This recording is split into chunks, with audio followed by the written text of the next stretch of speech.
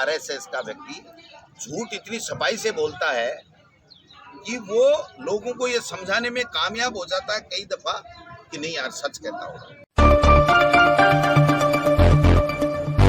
का नाम है आरएसएस। राहुल गांधी कभी गलत बोलते नहीं, कभी किसी से डरते नहीं, किसी से डरते नहीं, कभी गलत बोलते। जो राहुल गांधी जी ने कहा वो अक्सर से सही कहा और पूरी कांग्रेस पार्टी उनकी इस बात के साथ। 18 साल के बच्चे को 80 साल का आदमी पैसा प्रणाम, ये इतने मीठे बोल करके झूठ और नफरत फैलाने का काम करते हैं। गौ का नाम लेकर के, गौ माता का नाम लेकर के सरकार में आते हैं, एक के घर में गौ नहीं मिलेगी, एक भी गौ की सेवा नहीं करता है।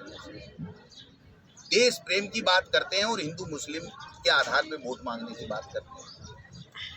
विदेश में विदेशी ताकतों को लाल आंख दिखाने की बात करते हैं और चाइना में कब्जा कराते हैं। देश में फेंकरेसी और आतंकवाद समाप्त करने की बात करके नोटबंदी कर करके और यूपी का चुनाव जीत लेते हैं और लोकतांत्रिक रूप से चुनी हुई सरकारों को गिराने का षड्यंत्र और गिराने का जो काम करते हैं, प्रजातंत्र को खत्म करने का काम करते हैं, संविधान के खिलाफ काम करने का काम करते हैं, वो सारे ये बीजेपी और केंद्र की सरकार करती है। आप बताइए कि किस प्रकार से जब भी चुनाव आते हैं तब उस स्टेट में जो प्रमुख विपक्षी दल होता है इनके खिलाफ उस पे ईडी के, इनकम टैक्स के, सीबीआई के छापे क्यों पड़ते हैं? अब उत्तर प्रदेश में क्यों पड़े, पंजाब में क्यों पड़े, पहले मध्य प्रदेश में क्यों पड़े, छत्तीसगढ़ में क्यों पड़े, कर्नाटक में क्यों पड़े, महाराष्ट्र में क्यों पड़े? कहीं नहीं है इनकी सरकार। आप समझ सकते हो कि आरएसएस का व्यक्ति झूठ इतनी सफाई से बोलता है कि वो लोगों को ये समझाने में कामयाब हो जाता है कई दफा कि नहीं यार सच कहता हूँ। केंद्रीय दलों को डरा करके आप समझिए, पंजाब में इनका शासन नहीं, दिल्ली में इनका शासन नहीं, मध्य प्रदेश में हत्याया हुआ, लोकतंत्र की हत्या करके हत्याया हुआ है, राजस्थान में इनका शासन नहीं, छत्तीसगढ़ में इनका शासन नहीं, कर्नाटक में इनका शासन नहीं था, हत्याया है लोकतंत्र की हत्या करके, उड़ीसा में इनका शासन नहीं, गोवा में इन्होंने और मणिपुर में दोनों में लोकतंत्र की हत्या करके और खरीद फरोख्त करके और कानून की, संविधान की जो है धज्जियां उड़ा करके इन्होंने सत्ता मिला है। महाराष्ट्र में इनका शासन नहीं है, कहाँ इनका शासन? इनका शासन केवल केंद्र में है और केंद्र में लोगों से झूठे वादे करके ये लोग बाग आ गए। नोटबंदी का मुद्दा ले लो, चाहे बेरोजगारों को रोजगार नहीं देने का मुद्दा ले लो, किसान की आमदनी दोगुनी करने की बातें करते थे उनका मुद्दा ले लो, चाहे कोरोना में मिसमैनेजमेंट का मुद्दा ले लो, ये सारे तमाम वो मुद्दे हैं जो मोदी जी पहले कहते थे कि 70 साल में कांग्रेस ने हिसाब नहीं दिया और मैं 5 साल का हिसाब दूंगा। मोदी जी 8 साल तक कोई हिसाब नहीं दे पाए और जितने भी उनकी योजनाएं या जितने भी उनके काम हैं वो सारे के सारे एंटी एक तरीके से जनता के हैं और मैं तो यहाँ तक भी कराऊंगा कि एंटी नेशनल। बताइए आपने कितने आतंकवाद समाप्त कर दिया, कहाँ से काला धन ले आए, आपने कोई भ्रष्टाचार मुक्त कर दिया हो तो आप बता दीजिए।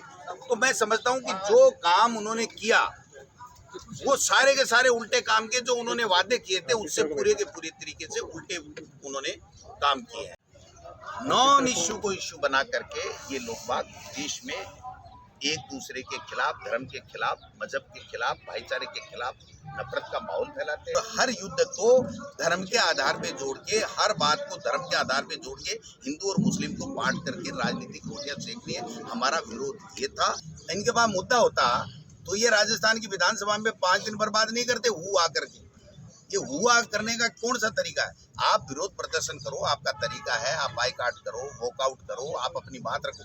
जब जिस मुद्दे के ऊपर, जब राजस्थान की विधानसभा में उन्होंने अध्यक्ष को बात को स्वीकार करके जब चर्चा कर ली और अपनी मन की बात अपनी पूरी की पूरी कह दी, उसके बाद में बचता क्या है? कोरोना का बेहतर मैनेजमेंट, हमारा बच्चों को नौकरियां 1 लाख को दे दी, 1 लाख को हम देने जा रहे हैं, वो हमारे साथ जो फ्लैगशिप योजनाएं हैं सरकार की, चाहे खाद्य सुरक्षा की हो, चाहे इंदिरा रसोई हो, चाहे आप बच्चियों के लिए हो, चाहे महात्मा गांधी इंग्लिश मीडियम स्कूलें हो, वो तमाम काम अब अच्छे कर रहे हैं। तो इनके पास मुद्दा क्या है? तो एक मुद्दे पे उन्होंने पूरा जोर करके 20.5 लाख बच्चों के भविष्य के साथ में इन्होंने खिलवाड़ किया। हमने इस भर्ती को रद्द किया और आगे भर्ती बढ़ा करके दोगुनी करके उसको भर्ती करेंगे। आइडियोलॉजी वाले लोग जो इनकी झूठ का पर्दाफाश भी करेंगे, इनको सत्ता से बाहर भी करेंगे और इनको जिन्होंने गड़बड़ियां की उनको सलाखों के पीछे भी। कांग्रेस की विचारधारा को आगे बढ़ाना, जो विचारधारा सबको साथ लेकर के चलती है, उस विचारधारा के आधार के ऊपर प्रदेश के लोगों की सेवा करना, लोगों के बीच में रहना और जो आज़ादी दिलाने से लेकर के अब तक जो स्वर्णिम भारत है उसमें जो कांग्रेस पार्टी के महान नेताओं का उनका बलिदान, उनका जो काम, उनको सबको कार्यकर्ताओं के बीच में चर्चा करना।